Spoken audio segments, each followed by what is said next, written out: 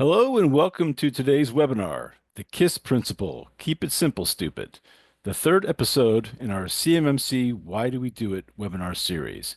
Today's presentation is brought to you by Neosystems and Cherry Beckert. I'm Don Carnevale, Marketing Director at Neosystems, and I'll be the moderator for today's event.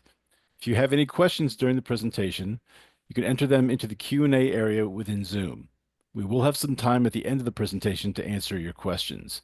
For any questions we're not able to answer today, we will have our speakers review them and provide answers to share with you in the coming days. Now I'd like to introduce the host for today's discussion, Stuart Itkin from Neosystems. Stuart? Hey, Don, thank you very much. And thank you to everyone who's joining us today for the third in our webinar series entitled CMMC, Why Do We Do It, or Why We Do It. As Don indicated, today's presentation is sponsored by Neosystems and by Cherry Beckert. At Neosystems, we're experts who live and breathe compliance, reporting, and regulatory requirements so you don't have to. We provide a range of back office IT and information security managed services and offer organizations an accelerated, affordable, low-risk path to CMMC compliance readiness. Cherry Beckert provides solutions that drive growth. They address challenges and deliver efficiency. Cherry Beckert is reimagining the future of middle market businesses by activating innovation with digitally enabled end-to-end transformation solutions. Well, today's webinar, as Don said, is the third in a series that describes the relationship between cyber threats that we all face every day, vulnerabilities that commonly exist in organizations and their information systems, and safeguards that are required in NIST 800-171 for CMMC.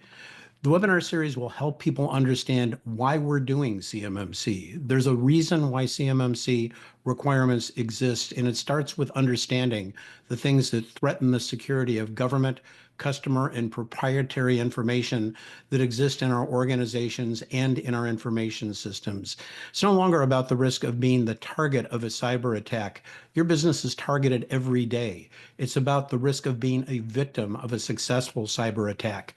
And with cyber attacks growing in frequency and sophistication, they threaten not only the security of your companies and your customers' information, but they also threaten the ability of your business to stay in business. So implementing security measures and protocols that guard against these threats and that eliminate potential vulnerabilities is really critical. This 8-part webinar series will delve into specific cyber threats and attacks that exist today and explain how they function and how they can be defeated. And each episode is going to speak to a different set of cyber threats and vulnerabilities. And you can see the topics it will address on the segments in the screen here. And our third episode is titled KISS Principle, Keep It Simple, Stupid, and we'll explain how, as systems become more and more complex and increasingly interconnected, vulnerabilities increase along with the risk that those vulnerabilities will be exploited. It will also explain how configuration management and system and communications protection can mitigate those risks. So before we get started, let's have our speakers introduce themselves. And let me start. My name is Stuart Itkin. I'm a Senior Vice President at Neosystems. Much of my career has centered on supply chain and vendor risk management and regulatory compliance. I was formerly Vice President of Product Management at ExoStar. I served as a member of the CMMC Standards Working Group and participated in the establishment of the CMMC accreditation body, which is now the Cyber AB. I've also served as Vice President of CMMC and FedRAMP Assurance at Coal Fire Federal. Ed? Thanks, Stuart. My perspective is that of managed security, managed services operator, basically managing compliant security operations at scale. As a former CISO and now evangelist role, I specialize in helping to shape IT operations so that security functions and the compliance-oriented thinking are embraced as core parts of the IT mission. And I'd say, what interests me most at the moment is balancing the dogmatic, the compliance regulations, with the pragmatic, the day-to-day realities of dealing with cyber threats. So both of those things are important, and I try to ensure that both are given our full respect and attention. Thanks. Brian? Thanks, Stuart. So my name is Brian Kirk. I'm a senior manager in Cherry Becker's information assurance and cybersecurity practice.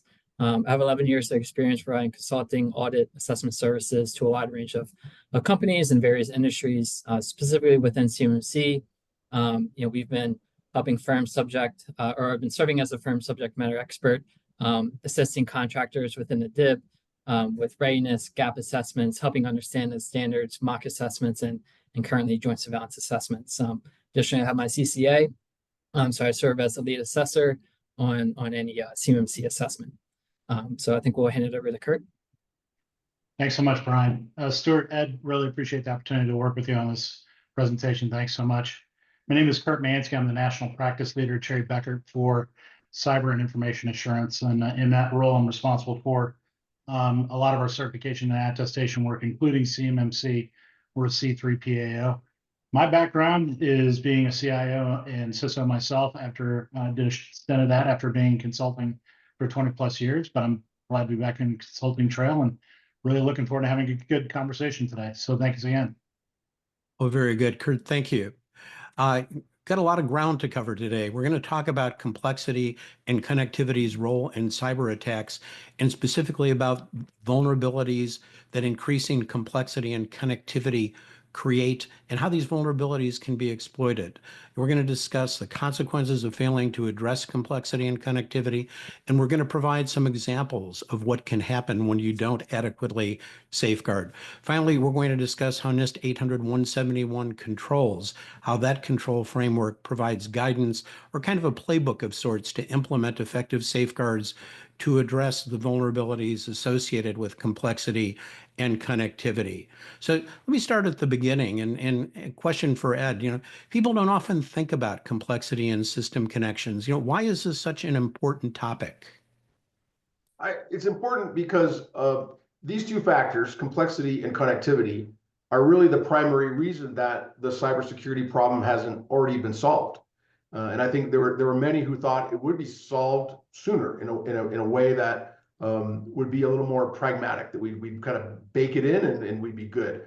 I'll indulge in a little bit of an old guy story if I might.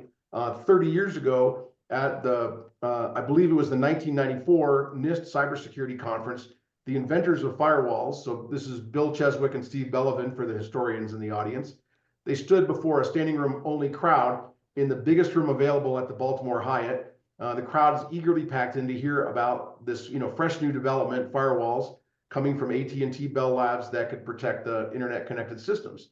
So we're all being pressured at that time to connect our systems to the internet, brand new baby that it was. But there had been some big break-ins in the late 80s, early 90s that underscored, just how easy it was to really attack a connected system at that time. So we were justifiably scared. The speakers got up on stage and they laughed at the size of the crowd. I mean, it was comically large, right? It was packed as tight as you could get it. And they began their presentation with this statement, and I'm paraphrasing from a bit of a fuzzy memory, but they said, 10 years from now, you'll all have firewalls and this room will be empty. And at that time, some other experts predicted sort of the imminent death of passwords, right? These problems were problems at the time that people thought we would just solve. And some thought as soon as we replaced the sort of not designed for security internet protocols, Telnet and those sort of things, with something reasonably secure, that we'd enter this golden age of security where systems would be immune from the sort of attacks that we were seeing from those early hackers. Can you move to the next slide, Stuart? So another internet pioneer, Dan Farmer, who invented the vulnerability scanner, essentially. Remember Satan, anybody who's old enough?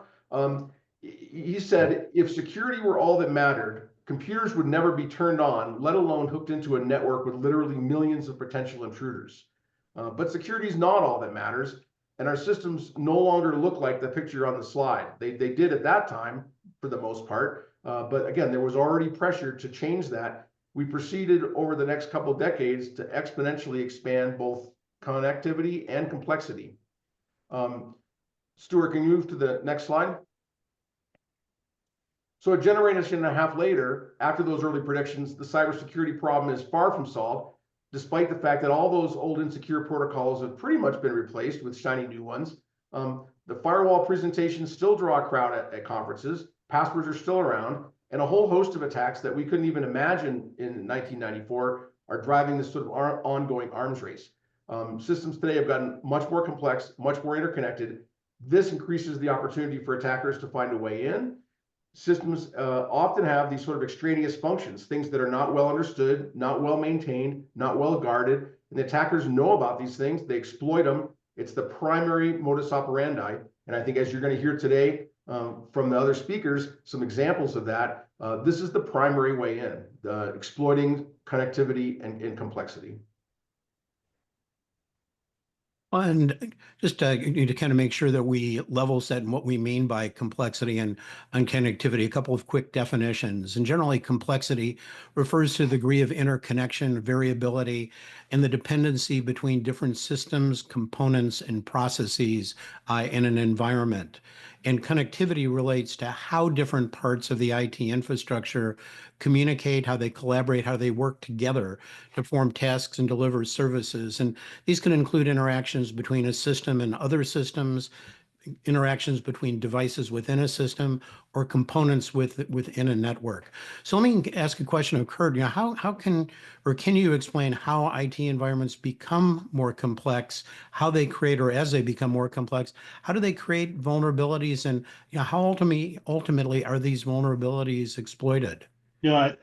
Thanks, Stuart. So I think you put up a slide earlier with a lot of different types of connections to different types of third parties and vendors. That really highlights the true era that we're living in. There's interdependencies across supply chains and value chains across organizations.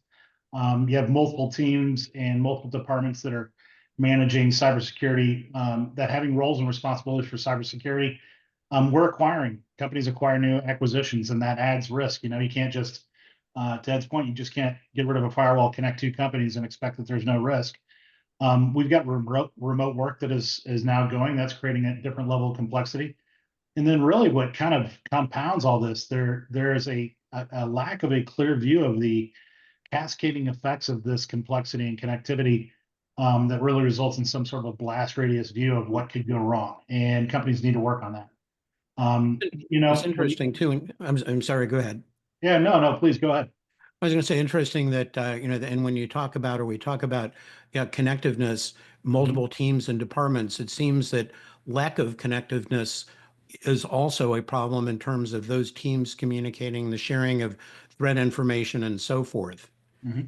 Yeah, no, a lot of companies would like to think that all different system administrators and functions that have a role in cybersecurity are communicating effectively. It doesn't always happen that way. Now we're seeing a lot of good positive traction with things like CMMC and FedRAMP that require kind of cascading type of security roles and responsibilities. Those are all good. And the other thing too is you still have, Ed, if the golden age of cybersecurity comes up again, let me know, because I think I missed that the first time around. But I can tell you that there's still a lot of companies that have legacy operating systems. And the best quote that I've ever learned and experienced as a CIO and CISO is technical debt carries very heavy interest, and every company needs to be aware of that. Brian, I know you have some things to add in this space too. I'll let you take it from there. Yeah, thanks, Kurt. So, as we can see, complexity certainly increases vulnerabilities, and kind of think about it in a number of ways. So, the more consistent components you have, pretty simple to think about, but the more connections you have, the more entry points that you have, the more opportunities for a hacker to identify a vulnerability and to exploit that. You have human errors. So if you have a large number of systems, different types of systems, configuring those systems, is it a manual process? If it's a manual process, there's the opportunity for human error when you're configuring those systems that could potentially open up a vulnerability that could be exploited. And as we'll see in a case study a little bit later on, patch management, depending on the systems that you have, patch management can become pretty difficult, especially if you have legacy systems. And so, Stuart, I think we'll maybe jump to the next slide. And, connectivity broadens the attack surface. So, as you mentioned, more entry points, more devices, potentially and likely will lead to more entry points. Different interdependencies. If you have, a number of different networks in your environment that may be handling different types of data, maybe you have a PCI environment to handle credit card information. Maybe you have a CMC enclave to handle CUI data. That interconnectedness could potentially increase the risk or increase the impact of a breach on your network. So we can see here, there's a number of different ways that a broader attack surface can lead to a breach or a greater level of impact if a breach were to occur. Yeah. And is it common in some of these complex systems, larger enterprises, that the IT department even has a handle, has an inventory of all the things that actually are connected to their network?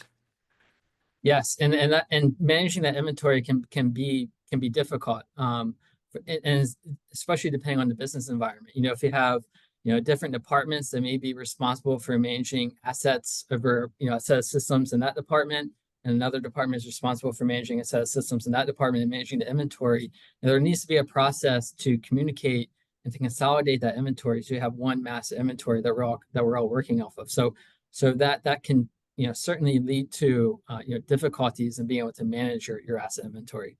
And I've heard of cases where organizations have gone through and used automated tools to inventory systems on their network and have had a few surprises about things that they didn't know were there and perhaps probably shouldn't have been. So let me ask, Ed, I know in our first two episodes of the series, we learned about authorized and unauthorized access. And the second episode, we talked about the consequences of intentional and unintentional human behavior. Where does complexity and connectivity fit into, I think, what you've referred to as the bad actors playbook? It's often sort of the next thing, right? So in the earlier episodes, we talked about, as you mentioned the topics, but we were talking mostly about the first three items on this playbook slide. So we had that slide in those episodes, and for anybody who didn't see those, I encourage you to go back and look at them on demand. But those are the entry points, the foot in the door, right? How somebody initially gains access is often human factor, or the door is not as well locked as it should be. So one of those two things. But once they're in the door, the later steps in this playbook, so the things labeled 4 through 7, almost always involve exploitation of technical vulnerabilities. And these are most of the often unintended artifacts of complexity and interconnectedness. So just the comments between Stuart and Brian just a minute ago about inventory and knowing what you have, often these are things that wouldn't be there if an administrator knew they existed. They would have fixed them. So they're there as artifacts of complexity. It gets out of control, out of hand, of what the administrator can keep track of. So they end up with old software that hasn't been patched, unused software that's in some kind of a weak default configuration. It got installed, it works, nobody's looking at it because it's working. Connectivity features that are designed for ease of use and ease of backward compatibility often are the kind of things that get exploited in step number 5 and step number 6 and step number 7 of this playbook. So at their worst, those weaknesses enable the attackers to be able to revisit the target system anytime they want. So that's number 5. Run commands of their choosing. So look around and move around the system without detection. So number 4, number 6, and eventually, get to number 7 where they can get to some crown jewels. So I guess if your question, Stuart, is, how bad is it? It's the most dire of consequences, right? In hacker speak, the target system gets pwned by the attackers, fully controlled by the attackers without us noticing. That's the worst case scenario, but we see it more often than we'd like. And the consequences of complex and highly interconnected systems can be pretty costly to organizations. You talked about the target of a breach. Target was certainly one that we're all familiar with, and certainly where access was achieved and the ability to look around and exactly as described until they found the crown jewels. I mean, there's a number of examples that we can look at, but there's one that really stands out, and that's the Equifax breach. And Brian, how did system complexity play a role in the Equifax breach? Yeah, thanks, Stuart. And that bad actors playbook, I think a lot of those points are hit upon in this case study. So, for Equifax, going to use this case study to show how complexity can contribute to difficulties in maintaining and managing an environment that could potentially lead to those vulnerabilities that could be exploited. So, I'm sure everybody here has heard and is well familiar with the Equifax breach. But, first we'll kind of just, start off with an overview and maybe, just kind of talk briefly about what happened.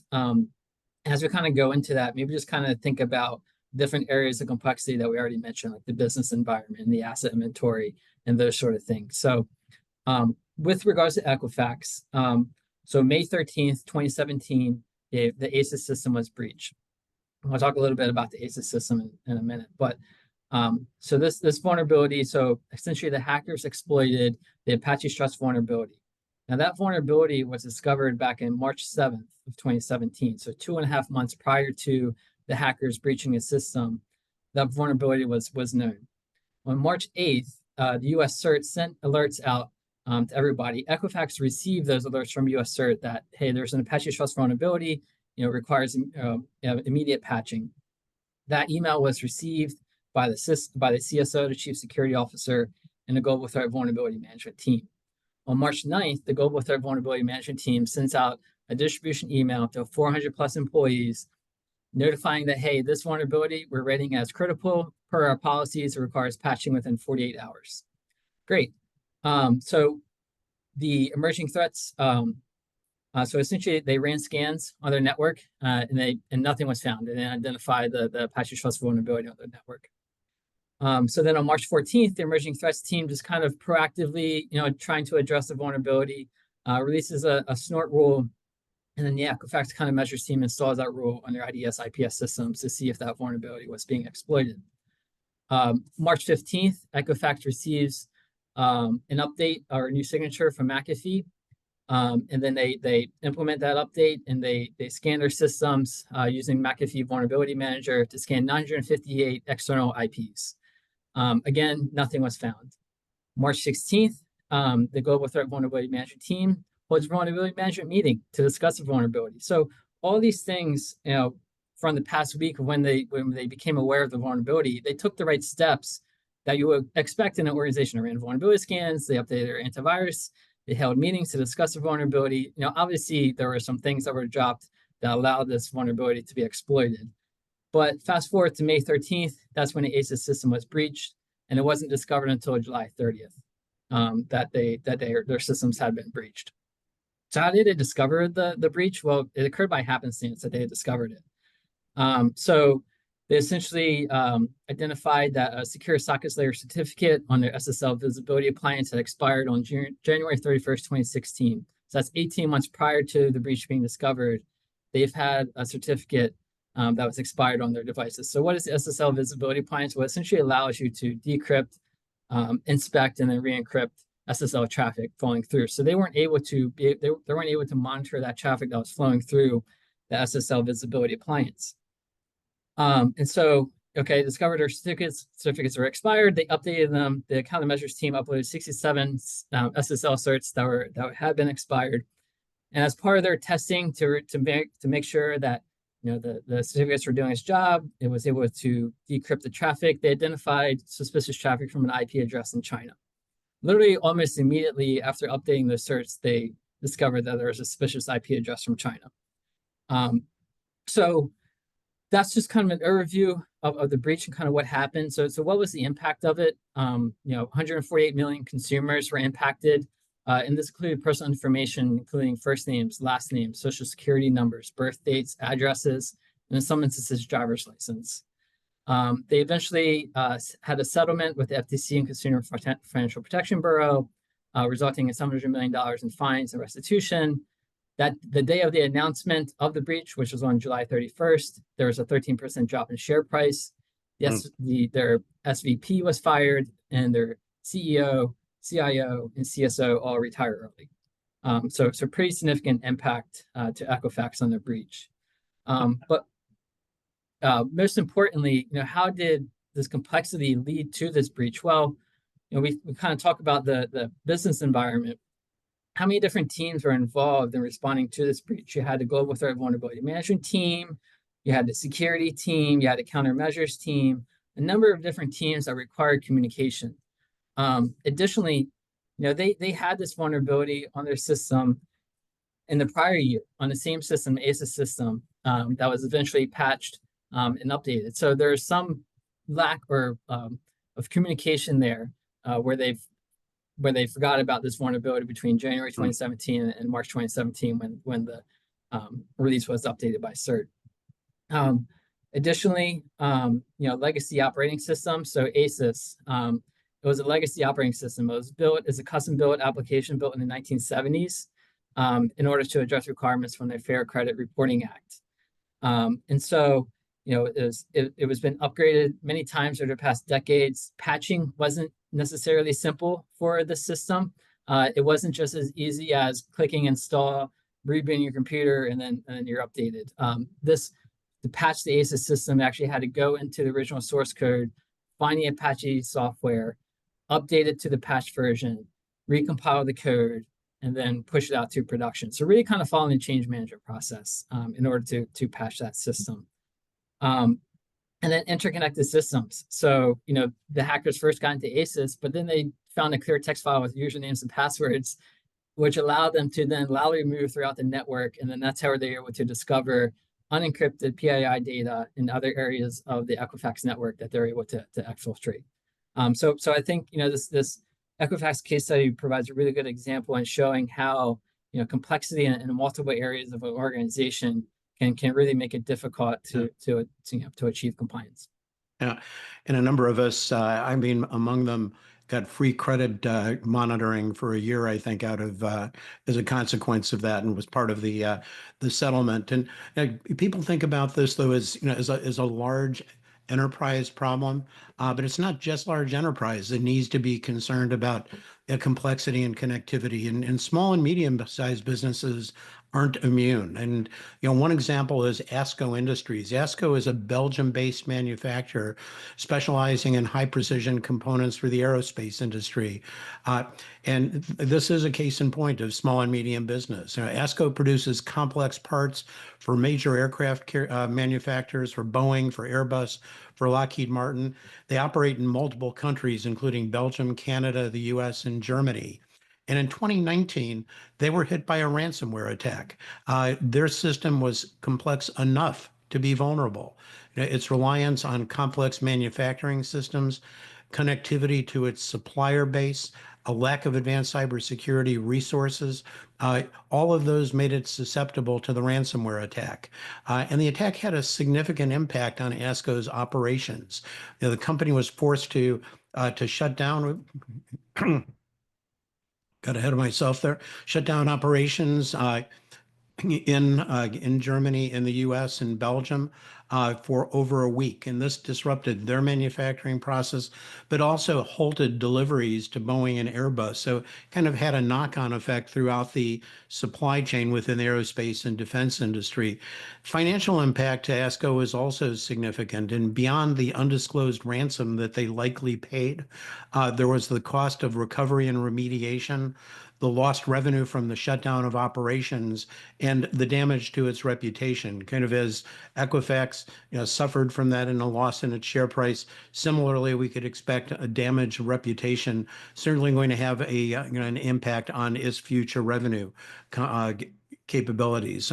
A combination of factors, including the multiple site operations, the complex integration with their supply chain, and again, possibly limited cybersecurity resources, all contributed to the attack's success and the significant impact that it had on the company, as well as on the aerospace and defense industry. And this is really a reminder that it's not just large enterprise, it's small and medium-sized businesses with sophisticated operations are not immune to cyber attacks and need to prioritize cybersecurity across all layers of their infrastructure. So, Kurt, let me go back to you. There've got to be things that a company can do to mitigate the risks that we've been talking about, and incidents like ASCO or like Equifax. So, can you tell us a little bit more about this? Yeah, and just it's just a little bit of Monday morning quarterbacking, and I just want to let everybody know and preface these comments that just because you do some of these mitigations doesn't necessarily mean that you're going to be 100% successful in preventing cyber attacks. I think everybody just needs to go into that and make sure that that is a key point. But looking specifically at the Equifax breach, before you can mitigate, you have to understand, incident risk and incident impacts. We see a lot of companies that have shortfalls and shortcomings when it comes to risk assessments and understanding truly how to manage those risks. Because once you identify the risks, you can develop a plan to mitigate. So it kind of starts from there. Comprehensive IT asset inventory is another area that we see a lot of companies falling short on how they what they need to do, and that would help people basically understand what's in potential scope from a risk perspective. You're required to do this as part of CMMC, is define kind of the scope of systems and how the information asset flows around the environment. So you got to do that. A comprehensive patch management program, and there's a question out there about that I need to respond to, but every organization has to understand and prioritize their patches and how they roll it out. I think we see a lot of companies just immediately begin thinking, okay, I've got a patch has been released, let's roll that into production ASAP, right? That's not necessarily the right answer. You have to prioritize the patches based upon the impact of the vulnerability that it's intended to rectify in your environment. There's going to be patches that come across that don't have significant impact, even though they're setting off red flags across the entire IT and cybersecurity world. You just got to keep that in mind, and every company's got to kind of decide that. Network configuration management, systems configuration management, so critical in making sure you're staying on top of that. That has to be built into your vulnerability management program, and making sure that you're driving that. Systems need to be configured before they're rolled out, rolled out, and then on ongoing management maintenance. When you just roll out a system, you just can't forget about it. And this even includes microsystems. You've got to have, in microservices, you've got to have a clear configuration program for microservices as you're rolling them out. Network segmentation. I think if you look at the application at Equifax, there were 3 databases that really kind of drove a lot of this damage that happened. They were not segmented from everything else, and they were not protected. So basic network segmentation is crucial. Encryption at rest, we talk about that quite a bit too. And yes, it's expensive, but yeah, it alleviates a lot of downstream heartburn and costs and recovery time associated with that. FIM, I'm a big fan of FIM, and this folds into configuration management. File integrity management is what FIM means. If FIM was in place, you would see some of these files being touched. To use a term from a Unix perspective, you'd see these files being touched, and that would be logged somewhere, and people could see that and respond to that appropriately. That's kind of the short list, and that I'm thinking. Stuart, did I miss anything there? I'm sure there are probably some others. I know we're going to talk about configuration management in a little bit, because that's really a key part of this, that, as the environment changes, it's ensuring that the changes you're making are not in any way creating more risk or vulnerability, and ensuring the integrity of the things that you're adding to the system, that they're not chatty, talking to somebody in that suspicious website in China, for example, that Brian mentioned. But I think that there's other ways of addressing this problem, aren't there, Ed? Is there a way that you can just simply look and make the problem smaller? Make the problem smaller. Yeah, and before I do talk about that, I want to circle back. Kurt mentioned the audience member question about patching, and I think that's something that, patching is one of those sort of fundamental things, right? Keeping your systems up to date and making sure that the vulnerabilities that hackers exploit don't exist in your systems. But the audience member asks, it's essential, but how do you balance patching, testing, and bugs that might affect usability? So when you patch, you're changing the system, it can break it, right? So in the old days, some people would not patch certain systems because they would be worried that patching it might break it. Now they recognize, okay, we've got to patch or we're going to have security risks, but it's a very delicate balancing act on the operational side. And my short answer that I typed in the Q&A was, invest in a capability to conduct adequate testing quickly. I'm oversimplifying it, right? This is a very complicated problem that is kind of the bugaboo of operations teams that are told, go ahead and patch immediately, patch quickly. It's like, well, they're also told, keep these systems up and running. So having a capability to test is important. Having a capability to roll back is important, right? If something does break, being able to get back. So if you don't have those capabilities, then patching becomes dangerous and painful. So it's about eliminating the tech debt. I think you mentioned earlier, Stuart. And now I'll answer your actual question. That was just, that audience question was too good to pass on. So another way, other than these sort of technical things, is address the problem at its scope, right? Make the problem smaller. Simplify your system. if you simplify it, it's going to be easier to secure and less likely to run afoul of some of these attacks we're talking about today. So in the context of CMMC and controlled and classified information, what that means is rather than allowing your sensitive data like your CUI and like your federal contract information, your FCI, rather than allowing that sensitive data to exist anywhere on your enterprise system, instead create an isolated enclave that's designed and designated specifically for that sensitive data and put it there. Restrict it to there. Don't let it run all over the place. So where you've got, this picture here shows that you've got pretty much everything in scope, right? If you move, is there a next slide here that comes where the? I think this was it. Yeah. This is it. Okay. Yeah. You can create this. I think we got the wrong picture then because it doesn't have that. It doesn't have the piece we need. But the idea is to create a enclave that is designated specifically for the sensitive data, and that's where it has to be, and not everywhere. That's not a required technique. If you read the NIST controls that are underpin CMMC, it doesn't tell you have to shrink your footprint. It doesn't tell you have to make it small and simple. It can be as big as you like it to be, but they allow you to do this with segmentation techniques so that some of your systems can be considered out of scope and other systems are the ones where the sensitive data are the ones that you focus your protection on. And when that works, when you can adequately segment and segregate the data, the users, the systems into an enclave, it's the most powerful tool available to reduce the number of opportunities for exploitation, just simply shrinking the size of the target, if you will. So it's easier to secure, it's harder to attack. And it gives you the opportunity to prioritize. I mean, organizations are always challenged by lack of budget to do all of the things or to harden all of the things they want. And it's a matter of when you're looking at changes, try to gauge the risk, take care of those things that are the highest risk first. And this is a way of being able to kind of isolate and focus on that which is the most sensitive and most in need of being secured, because the consequences of it not are probably the most dire. So certainly I think an important point. The things we've been talking about, and the security measures that that you can put in place, the things that you can do to effectively mitigate the risks that are created by increasing levels of complexity and connectivity.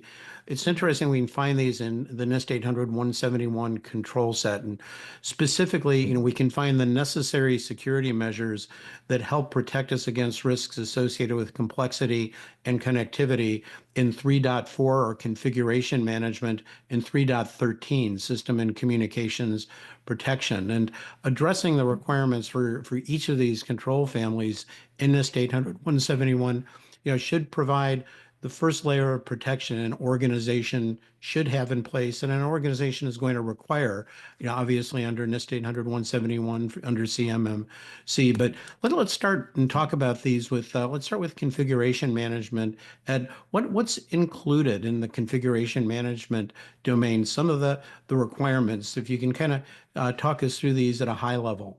Sure. In short, the NIST standard requires that you configure the system with knowledge and intention. As we've heard today in the examples, it's the stuff we don't know or didn't intend that are the things that get exploited. So the basic principle here is to manage the configuration of the systems in a way that eliminates unknown, unneeded, unwanted functionality of the system. So all the functionality should be for some kind of known business purpose, and any extraneous functions must be disabled. And it's important to point out that systems come with a lot of functions. They want to be convenient. So you end up turning some things off as part of the meeting this requirement. This turns out to be pretty difficult to achieve in practice, partly because a lot of software comes with a lot of bloat. These are convenience features, and it comes with insecure, non-secure configuration options that are turned on by default that you may not need. So you end up having to go turn a lot of things off. And that's a scary proposition for an operational team. These requirements require careful choices during initial setup, and then strict management of all the changes to the system once it goes operational. And I think Kurt and Brian are going to give some specific examples. Yeah, thanks, Ed.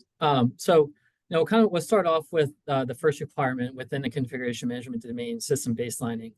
And really, there's two facets to this requirement: setting up your baseline configurations, and then your system inventory. Start with the system inventory. I feel like that's the backbone behind a lot of these requirements, and being able to achieve them and implement them correctly. As we saw in the Equifax example, your asset inventory is one of the most key components within managing your technology stack. And one interesting thing I found was Equifax had a 2015 patch management audit, which part of the recommendations of that audit was for them to develop a comprehensive asset inventory. One of the issues that occurred was the security and IT team were working off a separate asset inventory. So the security team, when they're doing their analysis, wasn't able to see the full picture that hey, yeah, we actually do have Apache Struts software within our systems here.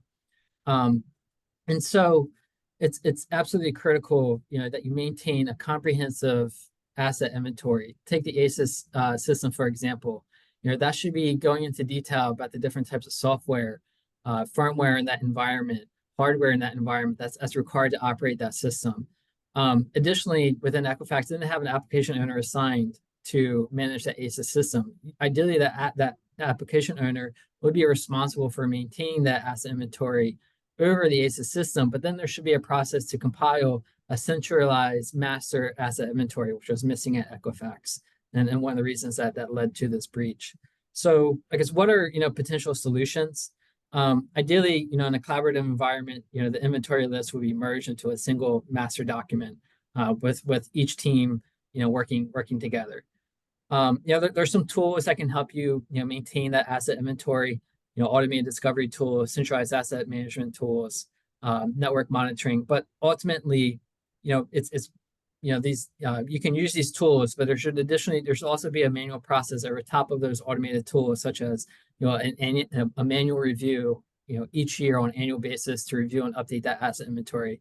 It should also be updated throughout your systems development lifecycle throughout the year as well as things change. So just asset inventory absolutely critical to setting up a compliant environment. Kind of the second half of this requirement here, baseline configurations. Using the Equifax as an example again, the SSL visibility appliance, for example, they had a default setting configured which allowed traffic to flow through even when a certificate expired. Maybe they should have looked at seeing if that setting should maybe be configured so that traffic is blocked when the certificate expires, and that way users will be able to go in, or they will receive complaints, they'll be able to do some analysis and say, oh yeah, okay, the certificate expired. I'm gonna go in there and update it, and then traffic will continue flowing through. And likely that would have detected the breach that they had much sooner. So going back to baseline configurations, it should be a process of inventorying your systems, seeing what systems are configurable, and building out those baseline configuration templates, based on that analysis. And there's tools as well, that can help you maintain those baselines depending on type of environment you have, whether it be Puppet or Terraform, AWS Config, Microsoft SCCM, can all help you to maintain those baseline configurations. But it goes back to having a full view picture of your environment, what systems are configurable, doing a risk-based assessment to determine what types of configurations we want to deploy within our environment, and then setting up those baselines accordingly. Kind of the next requirement here, using kind of piggyback off of Equifax as well, security configuration enforcement. And so two assessment objectives within this requirement. The first one goes back to those baseline configurations, and it states that you're documenting those security requirements within your baseline template. So again, it's absolutely critical that you do a risk-based assessment, determine what types of security configurations you deploy within your environment, and then making sure that those are reflected within your baseline templates. And then the second assessment objective would be enforcing those security requirements. This is where Kurt had mentioned file integrity monitoring can be an absolutely critical tool in helping you to achieve this requirement, identifying in real time, when configurations change. You can configure it, with your SIEM tool. So, Qualys integrity monitoring, for example, configured with Sentinel, and then you can be monitoring your environment in real time to detect changes to your configurations, and so that you can then go analyze it, assess it, and then determine if it needs to be updated back. And then the next requirement here, system change management. For Equifax, patch management, as we mentioned, that in order to patch that ACES system, it really had to flow through their change management process, where they're going through identifying the code, updating the code, recompiling it, and then testing it, and then pushing out to production. Typically a mature change management process should be controlled. It should be an iterative process. Changes should be tracked, most likely through a centralized ticketing system. And that those tickets should capture, relevant information around the change. Should be documented consistent process to review and approve those changes. And tools can help you too with controlling that process, controlling changes as they get pushed out to production. So maybe you have a tool like DevOps where you can configure it to require, dual approval from authorized users that have the authority to provide the approval. So again, system change management is critical to managing changes in your environment. And then lastly, non-essential functionality. So one of the interesting things I found about the Equifax breach was the hackers used a utility in the web server wget where they sent out commands in order to receive the information that the data that they had stored in a file directory on the web server. So it just shows how maybe that wget utility was essential for providing services on that web server, but just shows how utility tools like that can be used to, exploit a vulnerability. And so it's essential that you inventory your systems, your software, to determine what are those essential functions that need to be configured. Again, that should be reflected back in your baseline templates as far as the essential functionality for their systems. But then making sure that any system functionality that's not required is disabled, or somehow it's mitigated, so it doesn't lead to a vulnerability or that's exploited. Yeah, and there's a lot more within this particular control family. I mean, touching on things like a list of approved applications and blacklisted applications and enforcing those things. So there's a lot for people to dive into here, but to understand that controlling what's on your system and controlling the changes that are made are absolutely essential to ensuring that we maintain the security of the system. And Ed, I know we talked about other safeguards that occur in the systems and communications protection domain, and maybe if we can touch on this, and I know we want to make sure we leave some time for questions, so maybe we try to go through this and some of the examples a little more quickly. Sure. And I also saw some audience members doing the raise hand in Zoom. We don't have the ability to bring you on the stage. So just type your question into the Q&A box and we'll be happy to answer it that way. In system and communication protection, these requirements, they focus primarily on controlling connectivity to avoid eavesdropping, hijacking of communication sessions between and within the system components. So this includes a couple of major, I'll just summarize briefly, but it includes encryption, which is scrambling the communications that attackers might intercept, monitoring of communications, and then separation and isolation to keep shared system resources accessible only by the users that are supposed to have access to those in a multi-user system. So I'll turn it over to Brian for some specific examples. Yeah, thanks, Ed. And I'll try to run through these a little bit more quickly so we have time at the end. But the first requirement here, controlling communications at the boundary. With the Equifax, for example, as we saw, they were to laterally move throughout the environment. So are there ways that you can limit your footprint, as we kind of talked about, where you can control the boundaries, control where your sensitive data is, so that only required traffic can get in and required traffic can get out. An example could be, if you have an enclave environment where you're housing sensitive data, whether it be, CUI data, credit card data, maybe you set up a jump server where users, authenticate with their username and password, they get prompted for MFA, maybe they're IP whitelisted, maybe there's even geo protections to make sure that, ITAR data, for example, that they're only coming in from within the continental United States. So there's different, kind of methods here that you can deploy to control those system boundaries and make sure that you're limiting your footprint to turning what's required. And then Next, separate publicly accessible and internal networks. If you have systems, web servers that are publicly accessible, maybe just putting them up in the DMZ, having a firewall between your DMZ and your internal network in order to separate out their systems, so that public traffic isn't getting into your internal network or any of those areas of your network where sensitive data might be housed. And then lastly, encryption.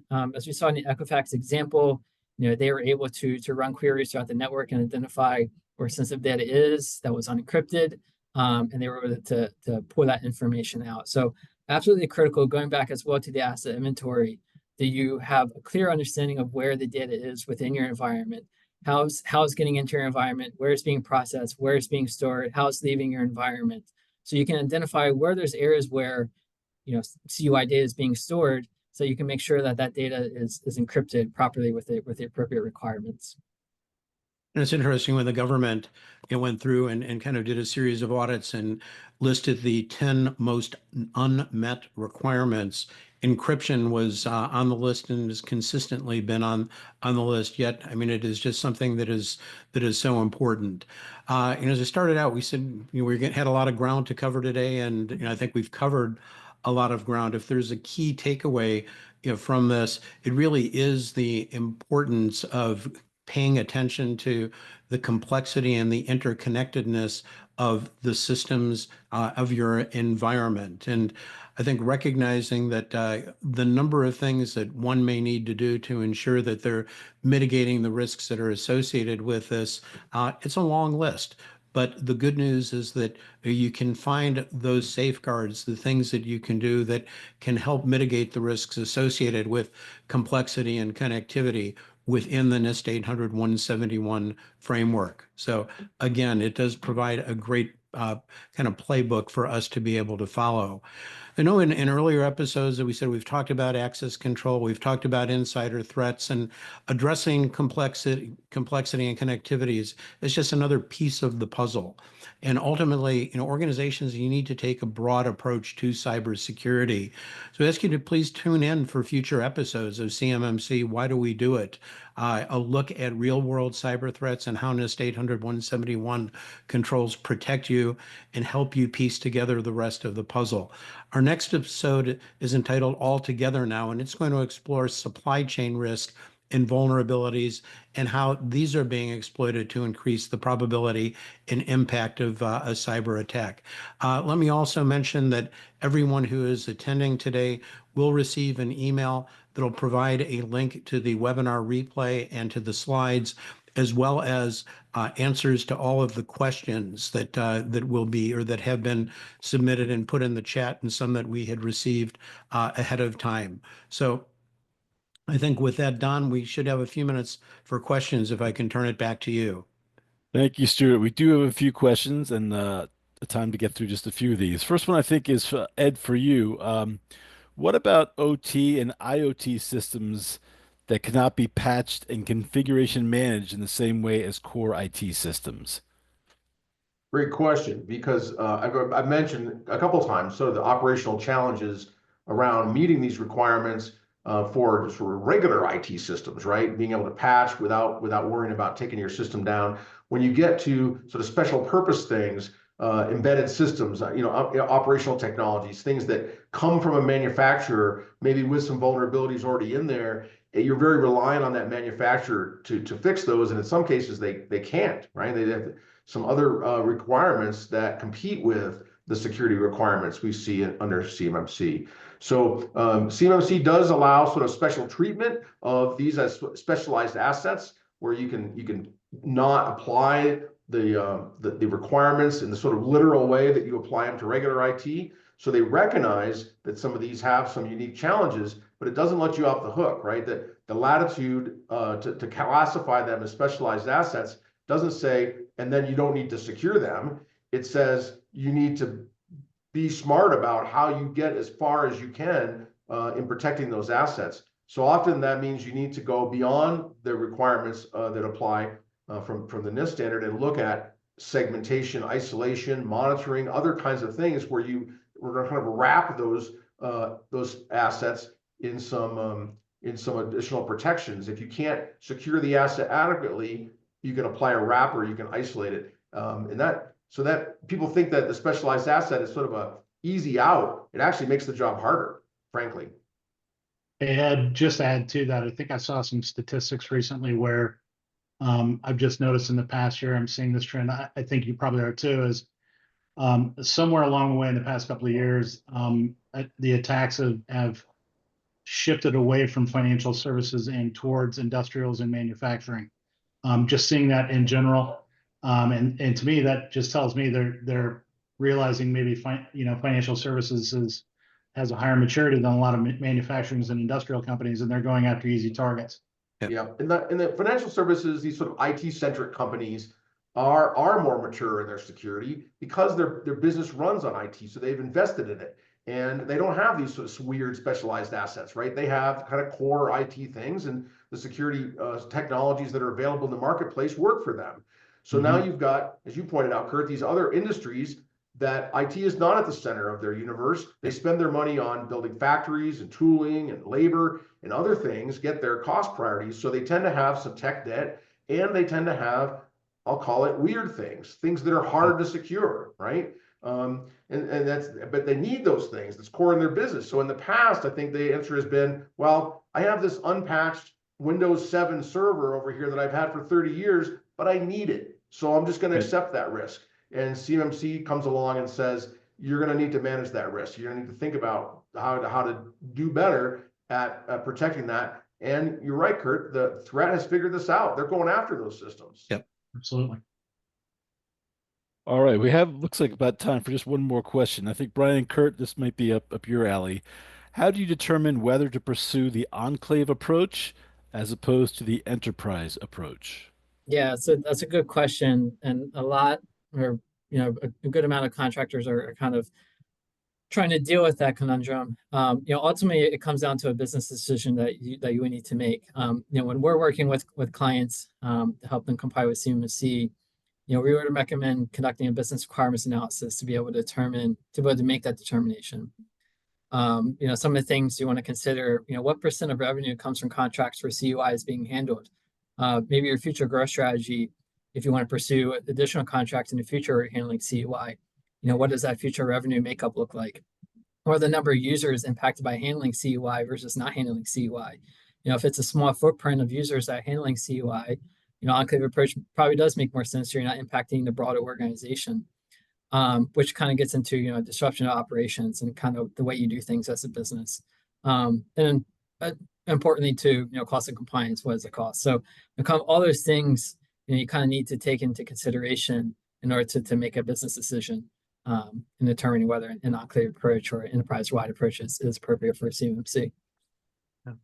And some of them I've seen just, can't because of the nature of how the business is structured or their IT is structured, and some of them have to, especially if they're multinational and operating in areas where there may be restricted individuals or data residency restrictions that could exist. So I know we've got a lot more questions that came in. I certainly appreciate the questions. We will put together answers to all of those, and we'll be providing the answers. We'll also include the questions with the answers so that you know the relationship and sending those out. You'll also see our email addresses, and certainly encourage you that if you have questions that we can answer outside of this, please feel free to reach out to us. We all feel a responsibility to help educate those within the defense industrial base around the requirements for CMMC, what they need to do to satisfy 800-171. So please, feel free to reach out to any of us for additional information or questions. And finally, again, thank you for all that joined us today. Brian, Kurt, thank you so much for your insights and all the information that you shared with us today. I appreciate the opportunity, Stuart. Yeah. Thank you. Thanks, everyone. Good. Thank you.